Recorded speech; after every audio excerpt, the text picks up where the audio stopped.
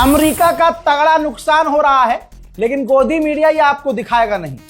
भाई सिर्फ 28 दिन की इस जंग में अमेरिका की सिर्फ मार्केट को $2 ट्रिलियन का नुकसान हुआ है। ये देखिए, मार्केट में जितने कंपनीज हैं, यहां तक कि गूगल क्यों ना हो, गूगल हो, अमेजॉन हो, माइक्रोसॉफ्ट हो, टेस्ला हो, मेटा हो, बड़ी बड़ी कंपनियां, यहां तक कि अमेजॉन भी, भाई सबको नुकसान हुआ है। $2 ट्रिलियन होता कितना है सोच लीजिएगा। बहुत तगड़े नुकसान में है अमेरिका। उधर एक लड़ाकू संगठन था इराक का, जिसको अमेरिका ने हथियार दिए, नाम आपको याद होगा, कुर्द, और उनसे कहा था कि ईरान में घुसो, हम बॉर्डर पर हमला कर रहे हैं, और हमले की आड़ में अंदर घुसो और सरकार गिराने की ईरान में कोशिश करना। कुर्द चौड़े में सामने आए और हमला भी ईरान पर शुरू किया। ईरान ने बिस्मिल्लाह करके इनके ऊपर हमला शुरू कर दिया और इतना बजाया कि 3 दिन पहले कुर्द ने कहा कि हम लड़ नहीं रहे आपसे, हमारी लड़ाई आपसे नहीं है, इस जंग में हम नहीं हैं। लेकिन ईरान के समर्थक वाले लड़ाके नहीं माने इराक में। उन्होंने इराक में जो कुर्द लड़ाकू का सबसे बड़ा नेता है, जिसे कुर्दिश लोग अपना प्रधानमंत्री मानते हैं, उनके घर पर हमला कर दिया, कुर्द के लीडर पर हमला कर दिया। हालांकि कुर्द के प्रधानमंत्री सेफ हैं, लेकिन इराक के राष्ट्रपति ने इस हमले की निंदा की है। अरब ने सोचा कि कंट्रोल कर लिया है, हमारे नुकसान की तस्वीरें, मिसाइल गिरने की वीडियोस नहीं पहुंच रही है, लेकिन दुनिया के सामने नुकसान तो बताना पड़ेगा। हजरात, रिपोर्ट यह है, अल जजीरा कंफर्म कर रहा है कि जो इमारात एल्युमिनियम है, जो यूएई में है, बहुत बड़ी कंपनी है, इमाराती एल्युमिनियम कंपनी, वो बहुत बुरी तरह से डैमेज हो गई है, नुकसान पहुंचा है ईरान के हमले में। अमेरिका के वाइस प्रेसिडेंट ने कहा कि ईरान के साथ जंग थोड़ी लंबी चलेगी, ताकि ईरान कमजोर हो जाए और उसका खतरा कम हो जाए। बिल्कुल मोहम्मद बिन सलमान ने जो कहा था, अमेरिका यही बोल रहा है। यानी समझ गए ना आप कि 1 मिनट के लिए अमेरिका पीछे भी हट जाए तो मोहम्मद बिन सलमान पीछे हटने नहीं दे रहा है। अब अमेरिका का वाइस प्रेसिडेंट कह रहा है कि जंग लंबी चलेगी। अब यह बात ईरान को दिमाग से सोचनी चाहिए कि जिस व्यक्ति को आपसे बात करने के लिए चुना जा रहा है, वाइस प्रेसिडेंट ऑफ अमेरिका, जो आजकल में आपसे बात करने के लिए तड़प रहा है, आप इनसे बात ही मत कीजिए। पूरी तरह से कह दीजिए कि बात करनी इस आदमी से तो बिल्कुल नहीं करनी। जो ये बयानात अमेरिका के द्वारा दिए जा रहे हैं, ईरान को इसका भी रिएक्शन देना ही होगा, वरना ये तो सुअर की तरह ऐसे ही भड़बड़ाते रहेंगे।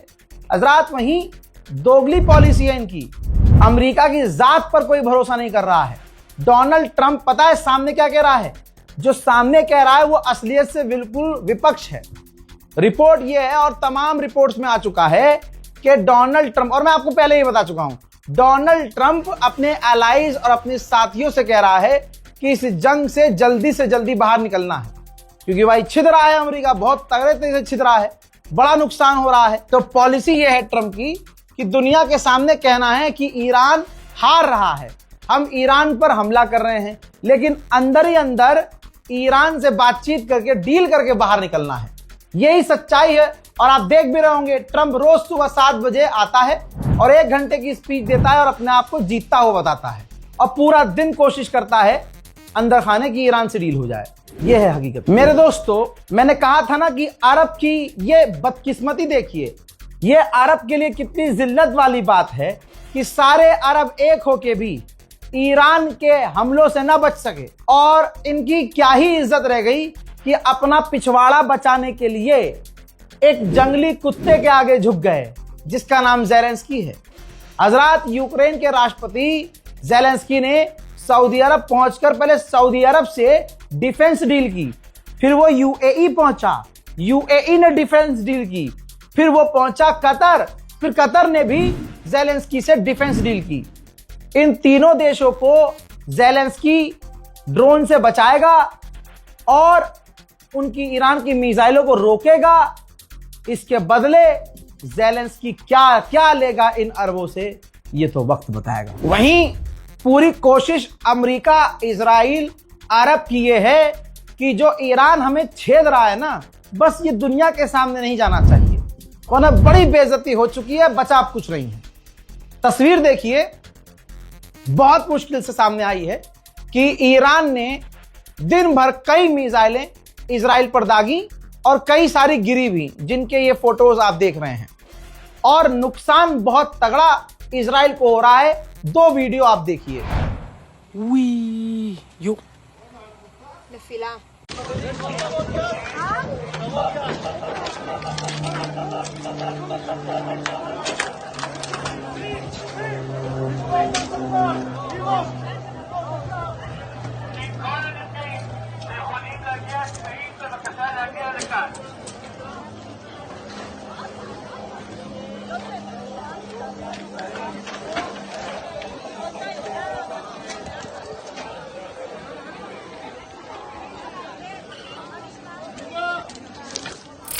हजरात मोहतरम उलमाए कराम, कुछ खास तरह के जो बहुत, अबे भाई मैं आलिम दीन से कह रहा हूं, देखो आप लोग मिंबर वाले हो, ठीक, तो आप मुझसे ये उम्मीद मत करो कि जो जबान आप मिंबर पर बैठ के इस्तेमाल करो, मैं अपने स्टूडियो में उसी तरह से हजरात मोहतरम अस्सलाम वालेकुम हजरात हबीबी, ये मैं नहीं कर सकता भाई। मैं पत्रकार आदमी हूं और मैं ऐसा पत्रकार हूं कि सामने वाला गलत करेगा तो गरिया देता हूं, इतना चूतड़ों में दम रखता हूं। मौलाना साहब, आप पर एक भी FIR नहीं है, यहां 52 झेल के लोहा बना हूं।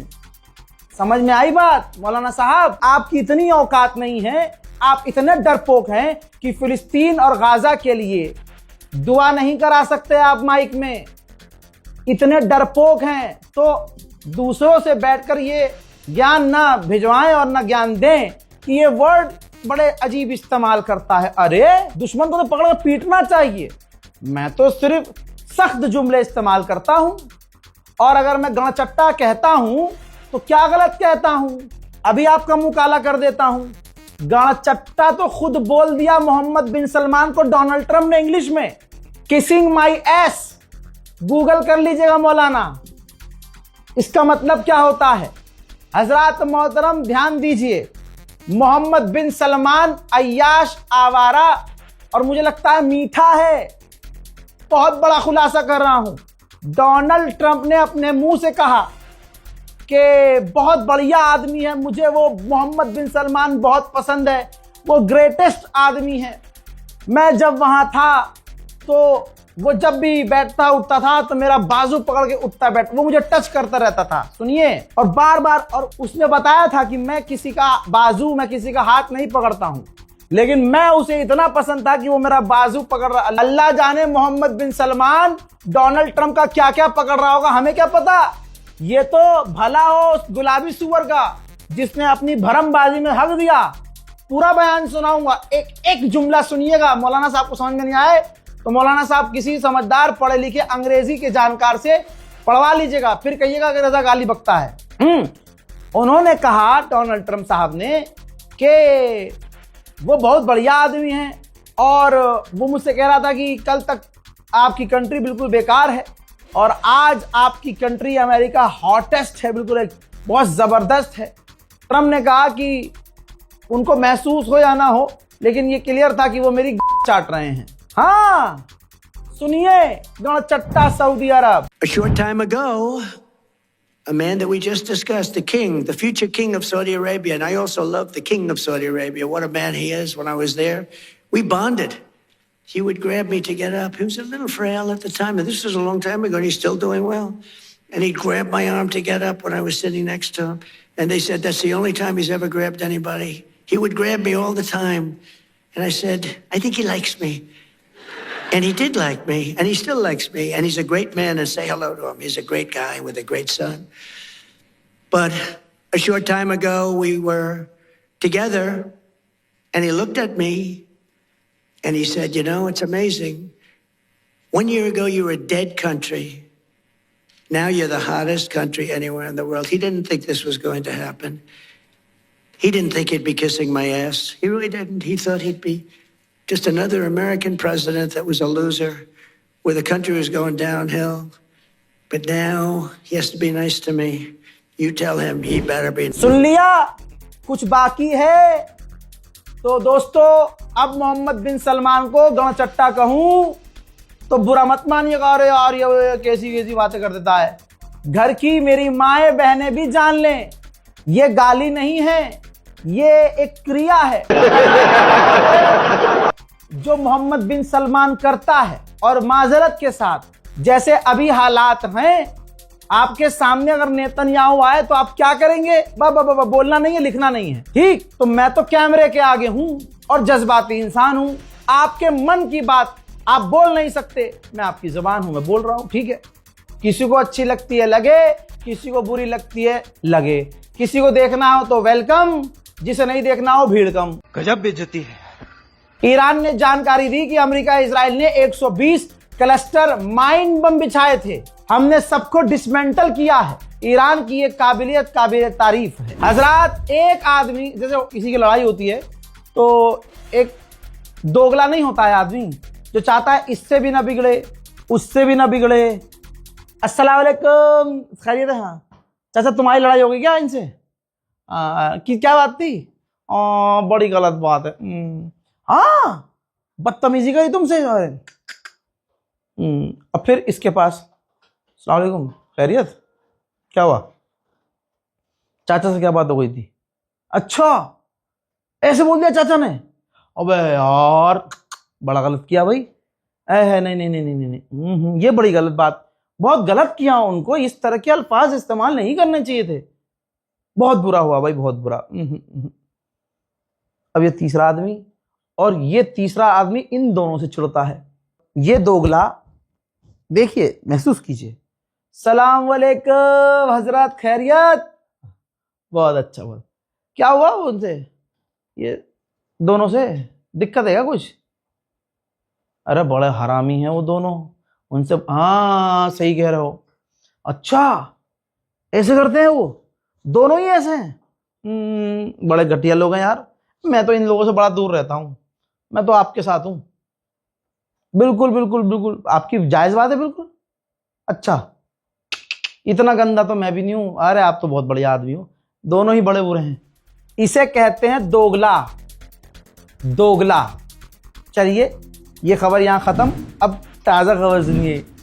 भारत के माननीय प्रधानमंत्री ने अब फोन किया सऊदी अरब को और मोहम्मद बिन सलमान से बात की, और खुद बता रहे हैं कि जो जंग हो रही है उस पर मैंने बात की, और मैंने उनको बताया कि इंडिया कंडेम करता है जो एनर्जी, रिफाइनरी और इंफ्रास्ट्रक्चर पर आपके हमला हो रहा है, और हमें हर हाल में बात करनी होगी और बात करके मामलात को खत्म करना होगा। और मैंने उनसे कहा कि ये जो शिपिंग लाइन है, जो जिस रास्ते से तेल और गैस आता है, वो रास्ते खुले होने चाहिए, बंद नहीं होना चाहिए।